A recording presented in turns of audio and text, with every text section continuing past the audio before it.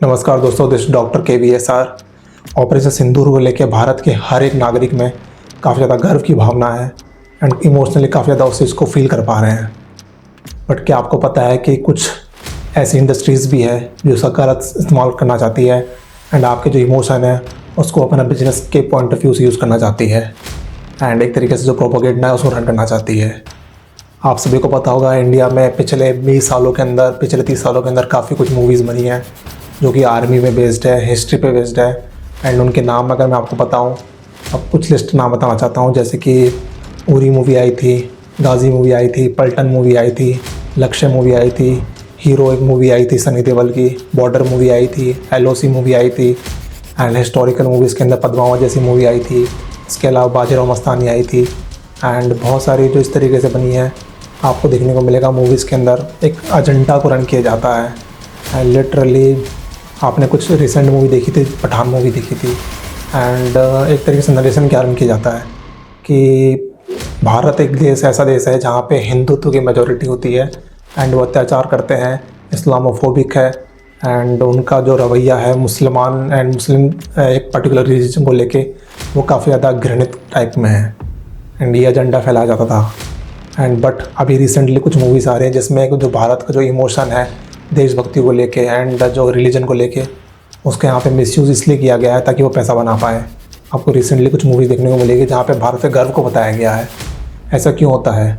ऐसा क्यों होता है कि पहले जो सरकार अलग थी वहाँ पे मूवीज़ एक तरीके से एंटी इंडियन जो नेशनलिज्म उसके खिलाफ बनाई जाती थी एंड पाकिस्तान का जो प्रोपेगेंडा है उसको बढ़ा चढ़ा के बताया जाता था। पाकिस्तान के जो एक नरेशन है उसको अलग तरीके से डिफ़ाइन किया जाता था एंड अभी ऐसा क्यों हो रहा है पिछले 10 सालों के अंदर की जो भारतीय मूवीज़ है अलग तरीके से बनाई जा रही है? इसके पीछे कोई ना इंटेंट होता है एंड आज इस बात पर चर्चा इसलिए कर रहे हैं क्योंकि ऑपरेशन सिंदूर आप सभी को पता है पहलगाम हमले के बाद में भारत ने जो ऑपरेशन सिंदूर किया है एंड इस चीज़ को लेके इंडिया के अंदर काफ़ी कुछ रोष देखने को मिला था कि ये हमला हुआ है एंड उसका भारत को जवाब देना चाहिए।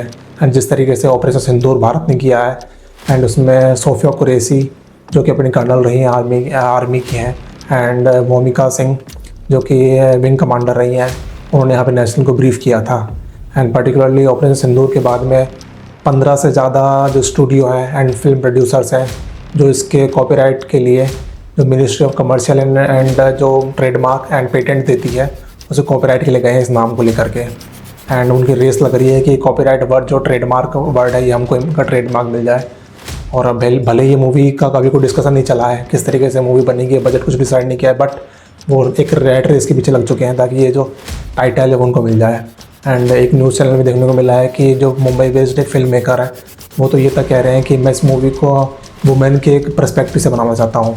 उसमें यहाँ पे जो शहीद अपने शुभम नरवाल थे उनकी जो वाइफ है उनके पर्सपेक्टिव से मूवी को बताना चाहता हूँ। सोफिया कुरैशी कर्नल एंड भूमिका सिंह जो विंग कमांडर है उनके पर्सपेक्टिव से जो वुमेन का जो एम्पावरमेंट है एंड वुमेन के एंगल से उनको ब्राइट मतलब एक साइड दिखाया जाता हूँ मैं। एंड इंडियन आर्मी को मैं एक तरीके से बताता हूँ कि वुमेन के कितने सपोर्ट में रहती है एंड एक एजेंडा पे मूवी बनाने की वो प्रयास करना चाहते हैं।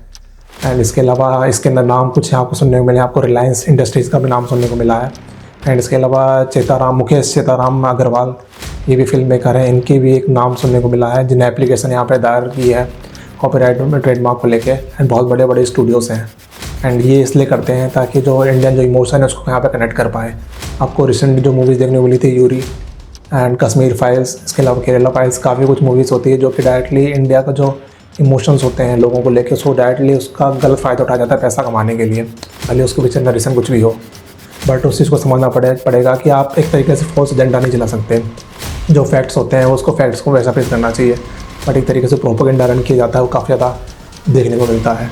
आपने पठान मूवी देखी होगी, पठान मूवी के अंदर क्या किया गया था, एक तरीके से जो इंडियन जो आर्मी था उसका एक सोल्जर था जो एक तरीके से उसको आफ्टर हिज रिटायरमेंट और आई थिंक कोई मतलब कुछ गलत काम करते हुए पकड़ा गया एंड वो बाद में टेररिस्ट बन जाता है एंड इंडिया के खिलाफ ही काम कर रहा होता है, इस तरीके से पेश किया जाता है। इसके अलावा आपको एक तरीके से जो इन्होंने सोचा है कि ऑपरेशन सिंदूर पे वो मूवी बनाएंगे, बट उनको सिंदूर की एक्चुअल कीमत नहीं पता है। मूवी के अंदर डायलॉग आता है तो एक सिंदूर की कीमत तुम क्या एक चुटकी सिंदूर की कीमत तुम क्या जानो महेश बाबू। मैं लिटरली मैं फिल्म प्रोड्यूसर एंड डायरेक्टर को पूछना चाहता हूँ क्या वो सच में इसकी कीमत जानते हैं, क्या उनको इसका महत्व पता है आप एक तरीके से बाजीराव मस्तानी जैसी मूवी बनाते हो, इसमें आप जो इंसानियत एंड जो महिला की इज्जत किस तरीके से पेश करते हो। एक तरफ आप पद्मावत जैसी मूवी बनाते हो जहाँ पे आप नरेशन इस तरीके से सेट करते हो कि बिल्कुल भी हिस्टोरिकली करेक्ट तो है ही नहीं है, बट जो एक वुमेन की जो एक गरिमा होती है उसको भी आप हार्म करने की कोशिश करते हो। एंड इसके अलावा बहुत सारी मूवी ऐसी बनी है जो कि पाकिस्तान का एजेंडा है उसको यहाँ पे क्लियर कर सपोर्ट करता है। आपने एक पल सलमान खान की मूवी देखी होगी जिसका नाम है ट्यूबलाइट। वहाँ पे सलमान खान ने स्टेटमेंट दिया था पब्लिकली कि इनको अगर आर्मी भेज देंगे तो उनको पता चलता है, गन पकड़ा देंगे हथियार, तो उनको पता चल जाएगा कि ये युद्ध कैसे होता है, बात करना आसान है, ऐसा कुछ बोला था स्टेटमेंट। एंड वो मूवी का क्या हाल हुआ है आपको पता ही होगा। इसके अलावा सलमान खान की एक और मूवी आई थी टाइगर जिंदा है, आई थिंक ऐसा कुछ सेकंड पार्ट आया था उसका, एक था टाइगर का। और उसमें क्या दिखाया जा रहा है, पाकिस्तान के जो ISI है एंड रॉ है उनका जॉइंट कोलैब ऑपरेशन बताया जा रहा है। एंड आपको पता है कि ISI की क्या गतिविधि है आपको पता है, बट उसके बिल्कुल अपोजिट एक नरेशन सेट किया जा रहा है। एंड उनको बताया जा रहा है कि वो तो वहाँ के टेररिस्ट के अगेंस्ट में रहती है एंड दोनों मिलकर जॉइंट कोलैब ऑपरेशन कर रहे हैं। इस तरीके के नरेशन यहाँ पर रन किए जाते हैं। एंड पहले सुनने को मिलता था कि जो मूवीज़ में जो प्रोड्यूस करते थे उनको धमकियाँ मिलती थी पाकिस्तान के द्वारा, अंडरवर्ल्ड के डॉन के द्वारा, ताकि आप ऐसी मूवी बनाइए जाके पाकिस्तान के सपोर्ट में हो और इंडिया के खिलाफ मूवीज़ बने। एंड अभी जो मूवीज़ बनाई जा रही है उसमें भी एक तरीके से एजेंडा बताया जाता है कि इंडिया इन चीज़ों के लिए बहुत दूर है, बट इस चीज़ का यहाँ पे क्लियर कट आपको जवाब मिलना काफ़ी ज़्यादा ज़रूरी हो जाता है। एंड इसके अलावा मैं आपके और भी नाम बता सकता हूँ मूवीज़ के, जैसे कि मिशन कश्मीर आपकी मूवी रही है। इसके अलावा आपकी वॉर मूवी अभी आई है, फाइटर मूवी आई है। एंड सबसे बड़ा एग्जांपल मैं रिसेंटली बताता हूँ किस तरीके से आर्मी को यहाँ पे वीक बताया जाता है। गुंजन सक्सेना मूवी आई थी, उस तरीके से मैं किस तरीके से एक वुमेन सोल्जर को डिफ़ाइन किया है आप देखिएगा। एंड एक लाल सिंह चड्ढा मूवी आई थी जो कि एक हॉलीवुड की फेमस मूवी है, उस पर बेस्ड थी। बट वहाँ पे जो सब लाल सिंह चड्ढा जी को बताया गया है कि लो IQ वाला पर्सन है, फिर भी मैं आर्मी में चला गया। यार आप आर्मी के अंदर कैसे जा सकते हो? मतलब हमारे आर्मी की कोई क्राइटेरिया नहीं है सेलेक्ट करने के लिए, जो इतना मतलब इस तरीके से प्रेजेंट किया जाता है। एंड पर्टिकुलरली शौर्य मूवी देखिए आप, शौर्य मूवी में क्या बताया गया मूवी आप देखिएगा। हाँ, वो अलग बात है कि जो के मैनन का जो रोल था उसने एक तरीके से डायरेक्टर है उसकी बिल्कुल वाट लगा दी, जिस तरीके से उन्होंने अपने आप को डिलीवर किया था। जो एजेंडा एक रन किया जा रहा था मूवी के अंदर प्रोपेगेंडा, उसके बिल्कुल अपोजिट मूवी चल जाती है।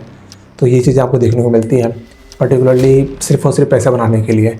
हिस्टोरिकली जो फैक्ट्स होते हैं काफ़ी ज़्यादा बिखेरा जाता है, ताकि एक जो एजेंडा है, एक जिस तरीके से कम्युनिस्ट का जो एक कीड़ा काट चुका है एंड आपको एक तरीके से बोलते हैं ना सेक्युलरिज्म दिखाना होता है, उसके लिए आप यहाँ पे जो इतिहास का जो पास्ट होता है उसको यहाँ पे तोड़ मरोड़ के पेश करते हो। आपको ये पृथ्वीराज चौहान, जो सम्राट पृथ्वीराज चौहान मूवी बनी थी उसमें देखने को मिला। एंड अभी रिसेंटली यहाँ पे छावा मूवी आई थी, जो लास्ट के कुछ सीन से उन्होंने कट कर दिए गए थे। बट हम ये नहीं कह रहे कि यहाँ पे रिलीजियसली डिवाइड होना चाहिए, बट जो हिस्टोरिकल जो फैक्ट्स को प्रेजेंट कीजिए अच्छे से, आप इस तरीके से नरेशन रन करोगे तो एक तरीके से जो अभी का जो युवा है वो ना तो किसी तरीके से इतिहास पढ़ता है, ना कोई बुक से इतिहास पढ़ता है, मूवीज़ के थ्रू यहाँ पे इतिहास को जानता है। एंड अगर आप ये नरेशन सेट करोगे तो परसेप्शन लोगों का चेंज होता है। एंड ये परसेप्शन होता है ये लंबे टाइम तक हमेशा इंसान के जीन्स के अंदर जाते हैं, एक तरीके से DNA में रन करता है। एंड जिस तरीके से जो वेस्टर्न जो कल्चर यहाँ पे बॉलीवुड के अंदर प्रमोट किया जाता है एंड उसका यहाँ पे परिणाम आपको देखने को मिलता है। सो ये जो एजेंडा है इनको क्लियर कटली यहाँ पे एड्रेस करना काफ़ी ज़्यादा ज़रूरी है। एंड इसलिए हमने ये वीडियो भी डिस्कस किया है। बाकी we should respect to our government and we should respect to our army. जिस तरीके से ऑपरेशन सिंदूर किया गया है, आप एक तरीके से सिर्फ अपने पर्सनल बेनिफिट के लिए बिजनेस पॉइंट ऑफ व्यू से आप इसका नरेशन को गलत तरीके से मान नहीं कर सकते। आपको नेशनल जो न्यूज़ मीडिया है वो भी देखने को मिल रहा है कि बिजनेस के एंगल से TRP के पीछे रेस लग रही है एंड कुछ भी वो न्यूज़ दिखा रहा है। इसका कोई ना कोई लिमिट होना चाहिए। गवर्नमेंट को यहाँ पे रिस्ट्रिक्ट एक्शंस लेना चाहिए। पाकिस्तान के चैनल्स वगैरह हैं एंड सोशल मीडिया अकाउंट है उन पर तो हमने बैन किया है, बट आपको यहाँ पे एक तरीके से जो वार्निंग यहाँ पे न्यूज़ चैनल्स एंड बॉलीवुड के जो लोग हैं उनको भेजना चाहिए। क्योंकि अगर उसके बाद यहाँ पे अगर नॉर्मल जनता विरोध करती है पिक्चरों के कुछ सीन को लेके, पिक्चरों को लेके, उसके बाद अब बोला जाता है कि तो बॉलीवुड के अगेंस्ट है। So this should not be done. And Rashmika Mandanna ने उन्हें जवाब दिया एंड काफ़ी कुछ लोग हैं जो इस चीज़ के हमेशा अगेंस्ट में रहे हैं, बट उनको यहाँ पे दबा दिया जाता है। उसमें काफ़ी लोग आपको सुनने मिलते हैं। इसमें कंगना रनावत सबसे बड़ी एग्जांपल देखने को मिलती है जो अगेंस्ट हमेशा रही है, but they always got sidelined. So thank you very much. This is doctor Karan. Jai Hind.